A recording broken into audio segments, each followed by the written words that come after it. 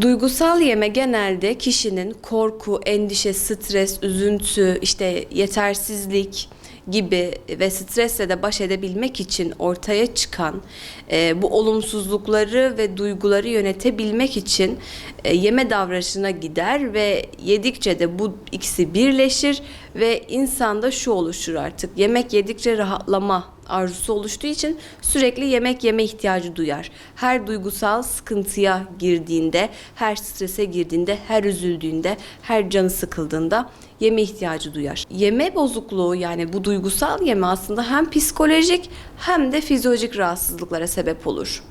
Şimdi psikolojik olarak duygularını yönetemez. Duygularını yönetebilmek için yemeğe sığınır. Bu da fizyolojik rahatsızlıklara sebebiyet verir.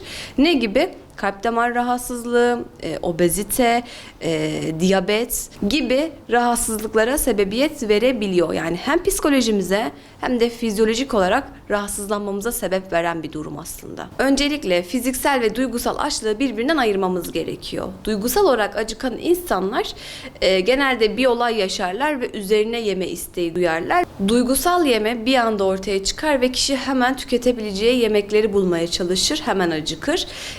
Mesela fiziksel olarak acıktığımızda bunu tolere edebiliriz, biraz geciktirebiliriz ama duygusal olarak acıktığımızda hemen yemeğe koşmak isteriz ve genelde çabucak tüketilen yiyecekleri tercih ederiz. Bunlar da paketli gıdalar olur, şekerli gıdalar olur, fast food olur, hemen gidip alabileceğimiz ve tüketebileceğimiz ve kalorisi de yüksek yiyecekler olur. Duygusal yemede en önemli şey de mesela bunları yediği halde, çok fazla kalori tükettiği halde onda bir doygunluk hissi olmaz veya çok geç gelir o doygunluk hissi. Üst üste tıkanırcasına yemeye başlayabilir kişi. Farkında olmadan birçok yiyecek tüketiyordur. Ve bunun farkına vardıktan sonra artık hani fiziksel olarak mide rahatsız olmaya başlar. Beden tepki verir ve kendini durdurur. Ardından suçluluk, pişmanlık, iğrenme ve utanma gibi duygular geliştirir. O yediği her şeyden pişmanlık duyar kişi. Duygusal yemek yemenin tetikleyicileri ise stres, yoğun bir hayat temposu, çocukluk döneminde beslenme hataları, aileyle ilgili olan problemler, can sıkıntısı gibi şeyler de duygusal yemeğe iten faktörler. Peki neyle başlar? Her şey bir farkındalıkla başlar aslında. Eğer siz duygusal yiyiciyseniz burada ilk başta farkına varmanız lazım. Yani duygularınızın. Ben şu anda ne için strese giriyorum?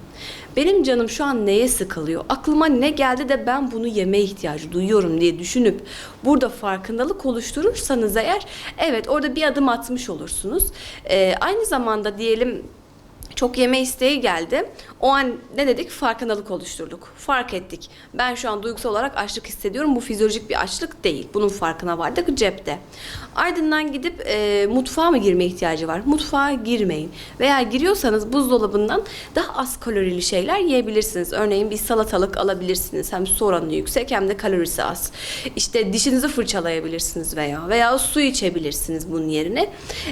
Bir şeyle ağzınız oyalanıyor. Aynı zamanda o düşüncenin de farkına varmaya çalışın. Hani bunun temelinde ne var?